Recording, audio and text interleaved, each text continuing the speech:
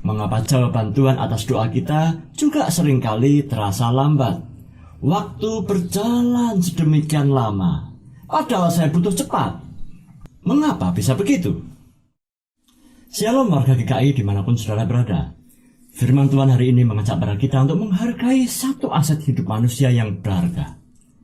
Aset hidup manusia yang mahal ternyata bukanlah uang atau harta, bukan juga kesehatan, kebahagiaan, karir atau jabatan, koneksi ataupun nama baik. Menurut firman Tuhan, aset manusia yang berharga adalah waktu. Untuk itu mari kita bersama-sama berdoa untuk merenungkan sabda Tuhan. Tuhan, bimbing kami untuk dapat memaknai kehidupan yang Tuhan anugerahkan, terutama waktu, agar kami dapat menghargai waktu dan memahami waktu Tuhan yang Tuhan sediakan untuk kami. Dalam nama Tuhan Yesus Kristus, kami berdoa. Amin. Suatu hari, anak kami mengeluh karena liburan sekolahnya sudah hampir habis. Tinggal seminggu. Padahal ia masih merasa belum puas berlibur karena banyak belum mewujudkan rencana ini atau itu. Bukankah Anda juga seringkali merasa waktu sedemikian cepat berlalu? Habis Rabu, tahu-tahu Sabtu. Mengapa bisa begitu? Mengapa juga jawaban Tuhan atas doa kita juga seringkali terasa lambat? Waktu berjalan sedemikian lama, padahal saya butuh cepat. Firman Tuhan hari ini mengajak pada kita untuk merenungkan jawaban dari semua pertanyaan kita. Kemungkinan yang pertama, karena waktu itu relatif. Bagi Albert Einstein, waktu itu objektif sekaligus subjektif. Waktu adalah objektif karena setiap orang mengalami detak waktu yang sama.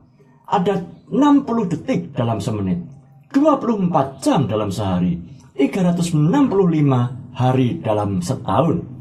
Namun, waktu juga sekaligus subjektif karena terasa cepat habis sebab Anda sebagai seorang pelaku telah mengerjakan banyak agenda dalam sehari dan berusaha untuk melakukan banyak target kegiatan dalam seminggu.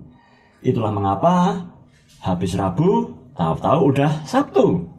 Karena Anda terlalu asik untuk mengerjakan pekerjaan Anda sehingga lupa waktu. Nah, jadi bagi anak muda yang kasmaran atau asik pacaran, malam minggu terasa cepat berlalu. Sebaliknya, bagi lansia, waktu terasa berjalan sangat lambat karena jumlah kegiatan sangat berkurang. Apalagi jika dijalani dengan tubuh yang tidak sehat. Oleh karena itu kiranya kita semua dapat maklum bahwa para lansia yang sudah sepuh seringkali sambat. Tuhan, saya sudah capek. Kapan Tuhan memanggil saya? Ya kan? Jadi mohon orang tua yang sering sambat seperti ini sepatutnya dipahami. Jangan dimarahi. Atau bahkan kita anggap sebagai berlemah iman. Jangan. Ayo, siapa yang mengalami hal seperti ini? Silahkan tulis pengalaman saudara di kolom komentar ya. Mengapa jawaban Tuhan atas doa kita juga seringkali terasa lambat? Jawab saya yang kedua adalah karena segala sesuatu membutuhkan proses dan kedewasaan. Anak-anak seringkali tidak menyadari bahwa segala sesuatu yang ada di dunia ini membutuhkan proses yang tepat. Bukan semata-mata soal cepat. Ini dua hal yang berbeda. Tepat dan cepat sama sekali berbeda. Hanya orang dewasa yang mampu menyadari pentingnya sebuah proses. Kapan-kapan kita akan bahas soal falsafah proses ini di Bina Iman yang berikutnya. Yang ketiga, menurut Mazmur pasal 90 ayat 4 hingga 12 yang menjadi renungan kita pada hari ini mengajak pada kita untuk melihat rupanya ada perbedaan time frame atau kerangka waktu antara waktu Tuhan dan manusia. Mazmur 90 ayat 4 hingga 12 demikian tulisnya. Sebab di matamu ya Tuhan 1000 tahun sama seperti hari kemarin apabila berlalu. atau seperti suatu giliran jaga di waktu malam. Engkau menghanyutkan manusia. Mereka seperti mimpi, seperti rumput yang bertumbuh di pagi hari berkembang dan bertumbuh di waktu petang, lisut dan layu. Maka ajarlah kami menghitung hari-hari kami sedemikian, sehingga kami beroleh hati yang bijaksana. Perbedaan time frame atau kerangka waktu antara Tuhan dan manusia ini maksudnya bagaimana? Begini ilustrasinya. Sama seperti halnya saudara sering nonton film bioskop, video YouTube yang sedang Anda tonton ini sebenarnya adalah gabungan dari ribuan foto yang dirangkai oleh kamera video sehingga menjadi sebuah film. Nah, foto yang semula tak bergerak ketika ditayangkan secara berurutan akan menghasilkan efek ilusi seolah-olah foto itu bergerak.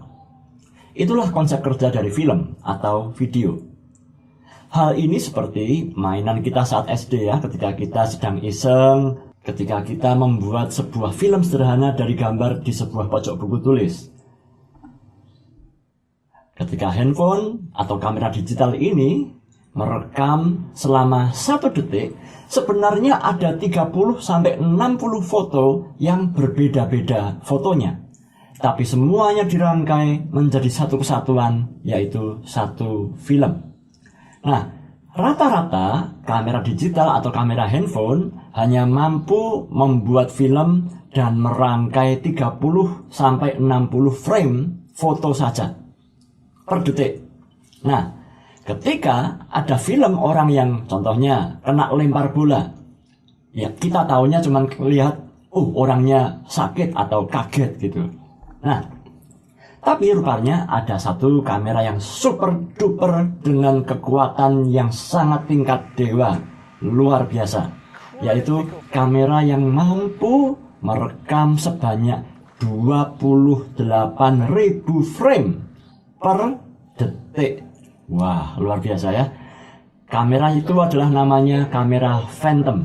Jadi bayangkan bedanya, 30 banding 28.000 frame. Itu sebuah perbandingan yang sangat luar biasa. 1000 kali lebih mampu melihat detail peristiwa yang tak dapat dilihat oleh mata biasa. Kita mah paling-paling manusia biasa melihat hanya sekitar 25 atau 24 frame per detik.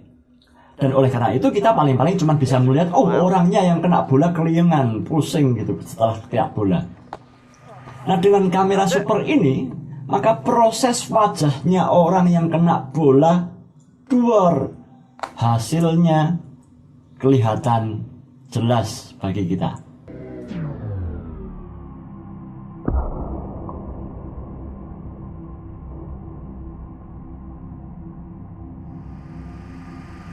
Oh, it's a clean hit on the side of the face.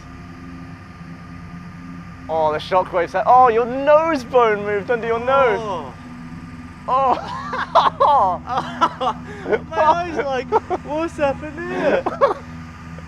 Oh, now the shockwave, your mouth like hung behind. Oh, man. I don't think You look like someone else. Ternyata wajahnya jadi peletot-peletot gitu ya ketika proses bolanya itu kena di wajah. Tidak sekedar cuman sakit atau kaget, tapi peletot-peletotnya terekam semua. Nah, demikianlah kira-kira juga cara Tuhan bekerja dibandingkan dengan kemampuan kita manusia menjalani waktu di dunia menurut Sang Pemazmur. Di antara jeda yang sepersekian ribu bahkan sepersekian juta detik itulah Tuhan bekerja dengan yang seringkali kita istilahkan dengan cara slow motion menurut mata Tuhan. Itulah mengapa di mata manusia Tuhan bisa selalu hadir di mana-mana. Tuhan hadir bagi siapa saja. Tuhan hadir kapanpun juga.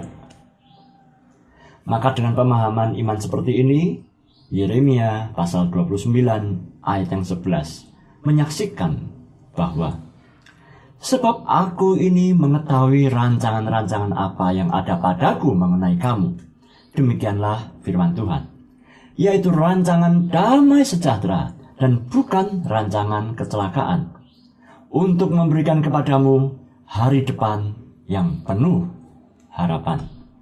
Maka, mulai sekarang janganlah ragu-ragu untuk mempercayakan waktu hidup Anda kepada Tuhan. Percayalah bahwa Tuhan tidak abai, Tuhan tidak pernah terlambat, Tuhan bahkan jauh lebih cepat daripada apa yang kita sangka. Sebab Tuhan selalu memegang kendali rencana baik atas setiap peristiwa hidup Anda. Jadi, bagi Anda dan saya, mari kita jalani saja dengan iman percaya. Amin. Tuhan memberkati.